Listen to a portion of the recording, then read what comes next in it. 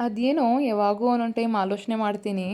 ಎಲ್ಲರಿಗೂ ಒಂದನ ಒಂದು ದಿವಸ ಅನ್ನೋದು ಡೇ ಆಫ್ ಸಿಗುತ್ತೆ, ಲೀವ್ ಸಿಗುತ್ತೆ, ಒಂದು ದಿವಸ ರೆಸ್ಟ್ ಮಾಡೋದಕ್ಕೆ, ಏನು ಕೆಲಸ ಇಲ್ದಿರೋ ಥರ ಇರೋಕ್ಕೆ ಒಂದು ದಿವಸನೋ ಹಾಲಿಡೇ ಅನ್ನೋದಿರುತ್ತೆ.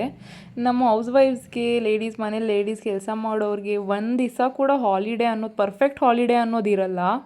ಏನಾದರೂ 5 ಮಿನಿಟ್ಸ್ ಕೆಲಸನ, 10 ಮಿನಿಟ್ಸ್ ಕೆಲಸನ ಮನೆಯದು ಇದ್ದೇ ಇರುತ್ತೆ ಪೆಂಡಿಂಗು. ಒಂದು ಫುಲ್ ಡೇ ಆಫ್ ಅನ್ನೋದು ಯಾವತ್ತೂ ಇರಲ್ಲ. ಮದುವೆ ಮುಂಚೆ ಲೈಫೇ ಚೆನ್ನಾಗಿತ್ತು ಅನಿಸುತ್ತೆ ಒಂದೊಂದು ಟೈಮು. ಬಟ್ ಇವಾಗಿರೋ ಇಂಡಿಪೆಂಡೆನ್ಸ್ ಕೂಡ ಮದುವೆ ಮುಂಚೆನೂ ಇರ್ತಾಯಿದ್ದಿಲ್ಲ. ಇದೆಲ್ಲ ಯಾವಾಗ್ಲೂ ಇದಕ್ಕೆಲ್ಲ ಬೇಜಾರು ಮಾಡ್ಕೊಂಡಿದ್ರೆ ಆಗಲ್ಲ. ಆದ್ರೂ ಒಂದು 4 ದಿವಸ ಮೈವಿಷರ್ ಇಲ್ದಿರ ನಾನು ಏನು ಕೆಲಸ ಮಾಡೋಕ್ಕಾಗಿದ್ದಿಲ್ಲ. ಅವಾಗ ನೋಡಿದ್ರೆ 4 ದಿವಸ ಮನೇಲಿ ಏನು ಕೆಲಸ ಮಾಡಿಲ್ದಿರ ಆಮೇಲೆ ಸ್ಟಾರ್ಟ್ ಮಾಡಿದ್ರೆ ತುಂಬಾ ಓವರಾಗಿ ಕೆಲಸ ಲೋಡ್ ಆಗೋಯ್ತು ನನ್ನ ಮೇಲೆ. ಯಾಕಂದರೆ ಸ್ವಲ್ಪ ಸ್ವಲ್ಪ ಅಂತ ಕ್ಲೀನ್ ಮಾಡ್ಕೊತಾ ಇದ್ದೆ. ಇವಾಗ 4 ದಿವಸ ಏನು ಕೆಲಸ ಮಾಡಿಲ್ಲಲ್ಲ, ಅದಕ್ಕೆ ಒಂದೇ ಸರಿ ಬಂದುಬಿಡ್ತು ಕೆಲಸ ಎಲ್ಲ. ನಾನು ಒಂಥರ ಪರ್ಸನ್ ಹೆಂಗಂದರೆ, ನಾನು OCD ಪರ್ಸನ್. ಅದು ನಿಮ್ಗೆ ಗೊತ್ತಿರುತ್ತೆ ಇಲ್ಲ ಗೊತ್ತಿಲ್ಲ. ಎಲ್ಲಂದರೆ ಎಲ್ಲಿರುತ್ತೆ ಆ ಪ್ಲೇಸಲ್ಲೇ ಇಡಬೇಕು. ಯಾವ ಥರ ಎಲ್ಲಿ ಏನು ತೆಗಿತೀವಿ ಅದಲ್ಲೇ ಇಡಬೇಕು. ಮನೆ ಒಂಚೂರು ಗಲೀಜಿದ್ರೂ ನನಗಾಗಲ್ಲ. ಇದು ಬಂದು ನಾನು ಸ್ಟ್ರಾಂಗ್ನೆಸ್, ಇದು ಬಂದು ನಂದು ಇದು ಅಂದ್ಕೊಳ್ತೀನಿ ನಾನು. ಬಟ್ ಇದು ನಮ್ಮ ಹಸ್ಬೆಂಡ್ಗೆ ತುಂಬ ತೊಂದರೆ ಕೊಡುತ್ತೆ ನಂದು ಈ ಅಭ್ಯಾಸ. ಈ ಒಂದು ಅಭ್ಯಾಸದಿಂದ ತುಂಬಾ ಬೇಜಾರಾಗಿಬಿಟ್ಟಿದ್ದಾರೆ ಅವರು. ಯಾಕಂದರೆ ಏನು ಮಾಡೋಕ್ಕೋದ್ರೂ ಅವ್ರಿಗೂ ಒಂಥರ ಇದು ಮಾಡ್ತಾ ಇರ್ತೀನಿ, ಎಲ್ಲೇನು ಮಾಡ್ತೀವಿ ಹಂಗೆ ಮಾಡು. ಅವರು ಚೇಂಜ್ ಆಗಿದ್ದಾರೆ, ಸ್ವಲ್ಪ ನೀಟ್ನೆಸ್ ಅನ್ನೋದು ಕಲ್ತ್ಕೊಂಡಿದ್ದಾರೆ. ಬಟ್ ನಾನು ತುಂಬಾ ಓವರ್ ಥರ OCD ಅನ್ನೋ ಟೈಪ್ ಪರ್ಸನ್ ಆಗಿಬಿಟ್ಟಿದ್ದೀನಿ. ಇದರಿಂದ ಮಕ್ಕಳಿಗೂ ತೊಂದರೆ ಆಗುತ್ತೆ ಒಂದೊಂದು ಟೈಮು. ನಾನು ಎಷ್ಟೋ ಕಂಟ್ರೋಲ್ ಮಾಡ್ತೀನಿ, ಅದೆಲ್ಲ ಮಕ್ಕಳ ಮೇಲೆ ನಾನು ನಂದು ಫೋರ್ಸ್ ಮಾಡಬಾರ್ದು ಅಂತ. ಮಕ್ಕಳಿರೋ ಮನೆಯಲ್ಲಿ ಇದು ಅದು ಆಗ್ತಾನೆ ಇರುತ್ತಂತ. ಬಟ್ ಏನು ಮಾಡೋಕ್ಕಾಗ್ತಾ ಇಲ್ಲ. ಇದು ನಂದು 10 ಇಯರ್ಸ್ ಬ್ಯಾಕ್ ಡ್ರೆಸ್ಸಿಂಗ್ ಟೇಬಲ್ಲು ಎಲ್ಲ ಒಡೆದೋಗ್ಬಿಟ್ಟಿದೆ. ಹೊಸದು ಒಂದು ತಗೋಬೇಕು, ನೋಡೋಣ ಯಾವಾಗ ಇಸ್ಕೊಡ್ತಾರೆ. 10 ಇಯರ್ಸ್ ಬ್ಯಾಕ್ ಡ್ರೆಸ್ಸಿಂಗ್ ಟೇಬಲ್ ಕೂಡ ನಾನು ಇನ್ನೂ ಹಂಗೆ ಇಟ್ಟಿದ್ದೀನಿ.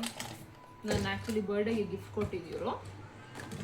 ಗಿಫ್ಟ್ಸ್ ಅನ್ನೋದು ತುಂಬ ಇಂಪಾರ್ಟೆಂಟ್, ತುಂಬ ಮೆಮೊರಿಕಲ್ ಅಲ್ಲ.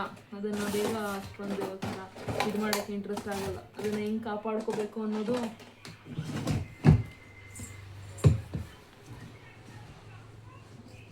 ಇರುತ್ತೆ. ಇದು ಬಂದು ಜಾಮೂದು ಸ್ಟ್ಯಾಂಡ್, ಬುಕ್ ಸ್ಟ್ಯಾಂಡು.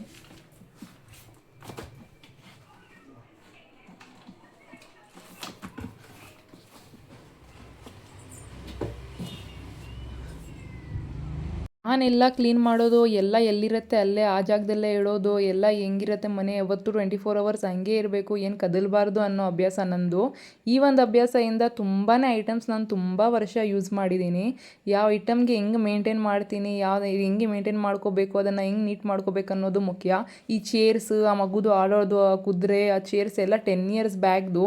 ಇವಾಗೂ ನೋಡ್ತಾ ಇದ್ದರೆ ನಿಮಗೂ ಅನ್ಸುತ್ತೆ ಏನು ಹೊಸದಂಗೆ ಇದೆ ಶೈನಿಂಗ್ ಅಂತ. ಈ ಒಂದು ಪ್ರಾಬ್ಲಮ್ ನನಗೆ ನಂದು ಸ್ಟ್ರಾಂಗ್ನೆಸ್ ಬಂದಿದ್ದಂತಾರಲ್ಲ ಬೆನಿಫಿಟ್ ಪಾಯಿಂಟ್ ನನಗೆ. ವಾಷಿಂಗ್ ಮಿಷಿನ್ಸ್ ಆಗಲಿ, ನಮ್ಮ ಮನೆಯಲ್ಲಿ ಅದು ಡ್ರೆಸ್ಸಿಂಗ್ ಟೇಬಲ್ ಆಗಲಿ, ಇವಾಗ ತೋರಿಸಿದೆಲ್ಲ ಇದೆಲ್ಲ ನಮ್ಮ ಮನೆಯಲ್ಲಿ ಒಂದು 10 ಇಯರ್ಸ್ ಬ್ಯಾಕ್ ತೊಗೊಂಡಿರೋದೆಲ್ಲ, ಇವಾಗೇನು ಸತೆಗೆ ತೊಗೊಂಡಿರೋದಲ್ಲ.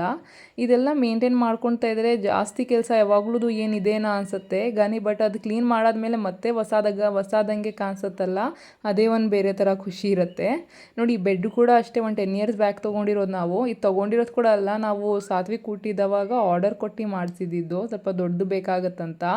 ಇವಾಗವರೆಗೂ ಅದರದ್ದು ಇದಾಗಲಿ ಸ್ವಲ್ಪ ಈ ನಡುವೆ ಶಿಫ್ಟಿಂಗ್ ಇದ್ದ, ಆ ಮನೆಯಿಂದ ಈ ಮನೆ ಶಿಫ್ಟ್ ಆಗೋದಂಗಿಂದ ಇದು ಸ್ವಲ್ಪ ಸ್ಕ್ರ್ಯಾಚಸ್ ಅನ್ನೋದು ಬಿದ್ದೋಗಿದೆ. ಅದು ನೋಡ್ತಾ ಇದ್ರೂ ಬೇಜಾರಾಗುತ್ತೆ, ಎಷ್ಟು ಚೆನ್ನಾಗಿ ಮೇಂಟೈನ್ ಮಾಡ್ಕೊಂಡಿದ್ದೆಲ್ಲ ಹಿಂಗಾಗಿದೆ ಅಂತ. ನೋಡೋಣ ಯಾವಾಗ ನಾವು ಹೊಸದು ತೊಗೊಂಡ್ರೆ ಅದನ್ನು ಹಂಗೆ ಮೇಂಟೈನ್ ಮಾಡ್ಕೋಬೇಕಂತ ನಾನು ಆಸೆ ಪಡ್ತೀನಿ. ಇನ್ನು ಒಂದು ಲೇಡೀಸ್ಗೆ, ತುಂಬ ಜನ ಲೇಡೀಸ್ ಹಿಂಗಿರಲ್ಲ ಮನೇಲಿ. ಆ್ಯಕ್ಚುಲಿ ವರ್ಕಿಂಗ್ ವೈಫ್ಸ್ಗಂತೂ ನನಗನ್ಸುತ್ತೆ ತುಂಬಾ ಹೆಟ್ರಿಕಾಗಿರತ್ತೆ ಅನಿಸುತ್ತೆ. ನಾನು ಒಂದು ಹೌಸ್ ವೈಫ್ ಆಗಿ ನನಗೆ ತುಂಬಾ ಕೆಲಸ ಅನಿಸ್ಬಿಡುತ್ತೆ. 5 ನಿಮಿಷ ಕೂಡ ಸಿಗಲ್ಲ ಟೈಮು. ಬಟ್ ನಮ್ಮ ಹಸ್ಬೆಂಡ್ ಹೆಲ್ಪ್ ಮಾಡೋ ಥರ ಇದ್ದರೆ ಬೇರೆ ಹಸ್ಬೆಂಡ್ಸ್ಗಳು ಕೂಡ ತುಂಬ ಈಸಿ ಆಗುತ್ತೆ ವೈಫ್ಸ್ಗೆ ಅಲ್ವಾ.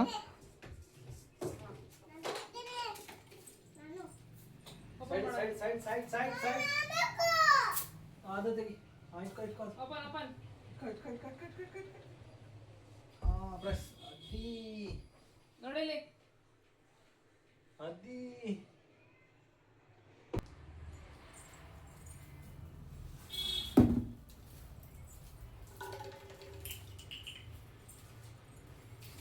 ನೋಡ್ತಾನೆ ಇದ್ದೀರಲ್ಲ 4 ಡೇಸ್ಗೆ ರೂಮ್ ಏನು ಹಿಂಗಾಗಿದ್ದಾರೆ ಅಂತ. ಮಕ್ಕಳಿರೋ ಮನೆಯಲ್ಲಿ ಇದೇ ಪರಿಸ್ಥಿತಿ.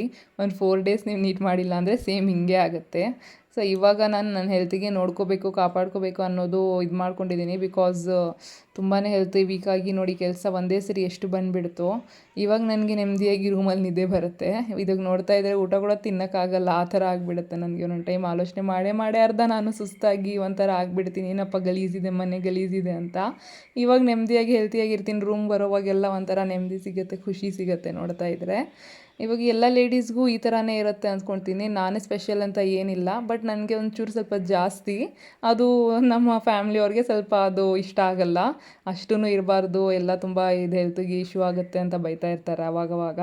ಏನು ಮಾಡೋದು, ಇದನ್ನು ಬಿಡೋಕ್ಕೂ ಆಗ್ತಾಯಿಲ್ಲ, ಇದು ಮಾಡೋಕ್ಕೂ ಆಗ್ತಾಯಿಲ್ಲ. ನೋಡೋಣ ಯಾವಾಗ ನಾನು ಇದಾಗ್ತೀನಿ ಅನ್ನೋದು. ಇರಿ, ನನ್ನ ಚಾನಲ್ನ ಸಬ್ಸ್ಕ್ರೈಬ್ ಮಾಡ್ಕೊಳ್ರಿ ಪ್ಲೀಸ್. ಆ್ಯಂಡ್ ಏನಾದರೂ ಕಮೆಂಟ್ಸ್ ಇದ್ದರೆ ಕಮೆಂಟ್ಸ್ ಬೈಲೋ ಥರ ಇದ್ದರೆ ಕಮೆಂಟ್ಸಲ್ಲಿ ತಿಳಿಸ್ರಿ. ನ್ಯೂ ಚಾನಲ್ ಆಗೋರೋದಕ್ಕಿಂತ ತುಂಬಾ ಹೋಪ್ಸ್ ಇಟ್ಟಿದ್ದೀನಿ. ಸೊ ನಿಮ್ಮ ಕೈಯಲ್ಲಿದೆ ನನ್ನ ಚಾನಲ್ನ ಸಕ್ಸಸ್ ಮಾಡೋದು. Please subscribe and like my channel. Thank you.